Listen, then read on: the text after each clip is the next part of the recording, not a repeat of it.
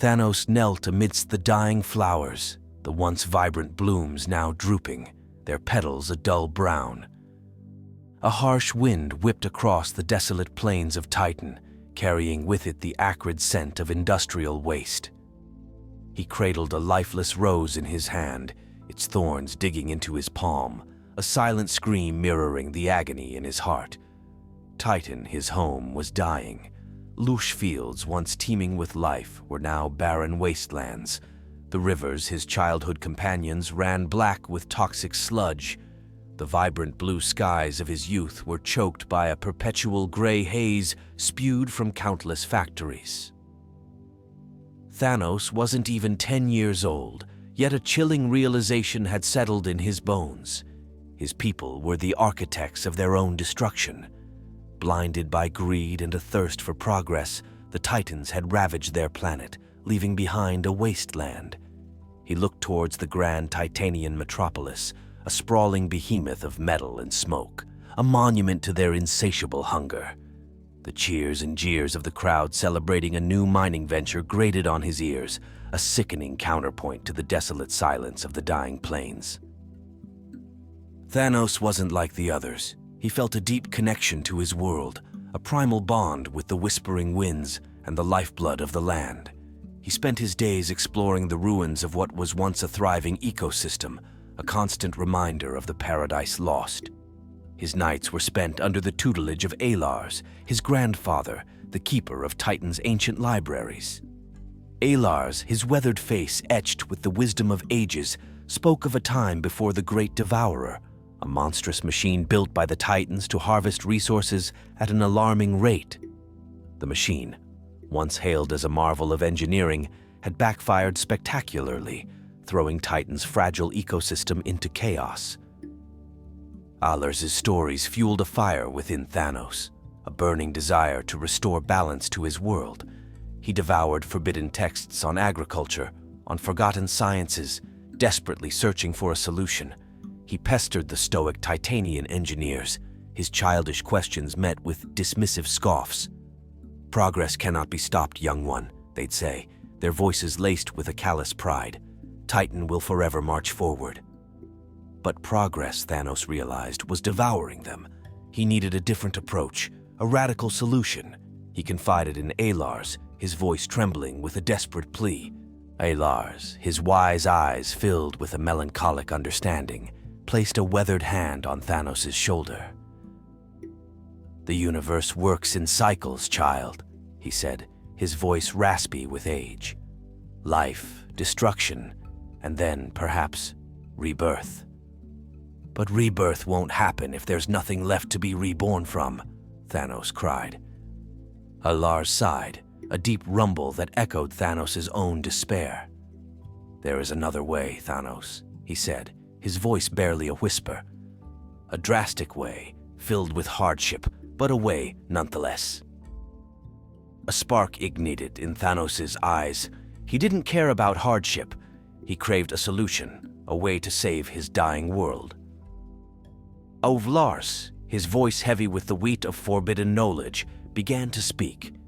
He spoke of the Infinity Stones, 6 objects of unimaginable power scattered across the cosmos. With these stones, one could control the very fabric of reality, bend time, manipulate space, and even control life and death itself. The plan Lars revealed was audacious, bordering on madness.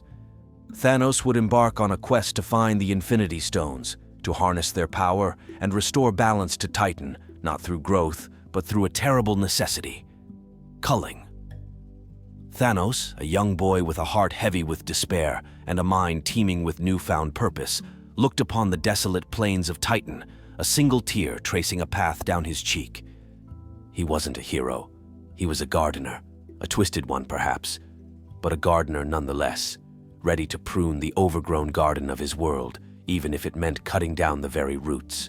The path Alars laid before Thanos was treacherous, a perilous journey into the darkest corners of the known universe. The Infinity Stones were not neatly labeled artifacts on a cosmic map. Their locations were shrouded in myth and legend, whispers exchanged among scholars, and outlaws alike. Years melted into a decade. Thanos, once a curious boy, transformed into a hardened warrior. His body, honed by relentless training, became a weapon. His mind, fueled by an insatiable hunger for knowledge, became a labyrinth of forgotten lore and arcane secrets. He became a shadow, a ghost flitting through the underbelly of the cosmos. He infiltrated ancient libraries guarded by ferocious beasts, his nimble fingers pilfering scrolls inscribed with forgotten languages. He bartered with shady information brokers in neon-drenched spaceports, his pockets lined with stolen artifacts. He dueled with alien warlords on desolate moons, their dying screams echoing in the cold vacuum. With each passing year, the whispers about the Infinity Stones grew louder. The Space Stone, a gem pulsating with raw cosmic energy, was rumored to be hidden within the derelict temple of a long-dead civilization. The Mind Stone, an emerald orb said to hold unimaginable psychic power, was supposedly guarded by a race of telepathic warriors.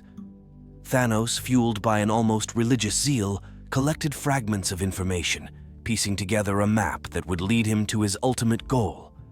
He wasn't above using violence to achieve his ends, but unlike the bloodthirsty warlords he encountered, his violence was surgical, a means to an end, not an end in itself. He wasn't a hero, not in the traditional sense. He didn't save damsels in distress or fight for the downtrodden. He was a gardener, a very determined one, willing to wade through blood and wade through fire to achieve his twisted version of balance. One particularly brutal skirmish left him battered and bruised, sprawled on the cold metal floor of a derelict space station. A group of scavengers, their faces hidden behind grimy masks, circled him, their weapons glinting under the harsh fluorescent lights. Their leader, a hulking brute with a cybernetic eye, sneered down at him. "Looks like someone's lost their way, little one," he rasped, his voice laced with amusement. Thanos, his body screaming in protest, forced a smile. "Perhaps you can help me find my way," he said, his voice hoarse. "I'm looking for something valuable." The leader's amusement vanished, replaced by a flicker of greed. "What kind of valuable?" he growled. Thanos, his voice dripping with false innocence, described a trinket, an artifact with no real value, a mere fabrication woven from half-truths and outright lies. The scavengers, their greed outweighing their caution, fell for the bait. They led him to a hidden vault, a treasure trove of stolen goods. While they bickered over the division of spoils, Thanos made his move. With a swiftness born of desperation, he disarmed the scavengers, their surprised yelps echoing through the metallic chamber. He didn't kill them. He didn't need to. He simply relieved them of their weapons and a few trinkets, enough to keep them occupied with their squabbles while he made his escape. Back on his ramshackle ship, a cobbled-together vessel reeking of engine grease and desperation, Thanos traced the stolen map on a holographic display. The scavenger's vault held nothing of value, but the distraction had bought him time. The map, crudely drawn on a scrap of metal, depicted a constellation, a new lead in his relentless pursuit of the Space Stone. He set course, the flickering lights of the star chart his only guide. The whispers in the dark were getting louder, leading him closer to the Infinity Stones and his terrible purpose. The weight of his mission, the knowledge of the destruction he intended to unleash, gnawed at him. But the image of his dying home, the lifeless plains of Titan, fueled his resolve. He was a gardener, a bringer of balance, even if the garden had to be burned to the ground before it could bloom anew. The coordinates on the scavenged map led Thanos to a desolate corner of the Andromeda Galaxy. A swirling nebula, its tendrils tinged with an ethereal purple, pulsed with an otherworldly energy. Nestled within its heart, barely visible amidst the swirling chaos, lay the ruins of a colossal temple, a testament to a long-dead civilization known as the Celestials. Legends spoke of the Celestials as beings of immense power, architects of galaxies, and creators of unimaginable technology. The Space Stone, according to the whispers Thanos had collected, was said to be hidden within the temple, a prize guarded by ancient defenses and the lingering spirits of the Celestials themselves. Thanos, his heart pounding with a mixture of anticipation and trepidation, steered his ship towards the nebula. The closer he got, the more violent the energy fluctuations became. Alarms blared on his battered console, warning of imminent system failure. Ignoring the warnings, Thanos pushed the ship forward, his determination a steel cable anchoring him against the maelstrom of energy. With a shudder that threatened to tear the vessel apart, the ship emerged from the nebula, battered but not broken. The temple, bathed in the eerie glow of the nebula, loomed before him. Its once smooth obsidian surface was now marred by cracks and fissures, remnants of an ancient cataclysm. Gigantic statues, depicting beings of unimaginable size and power, stood guard at the entrance, their expressions frozen in a timeless scowl. Thanos landed the ship on a precarious platform, the metal groaning under its weight. He disembarked, his boots crunching on the cold stone ground.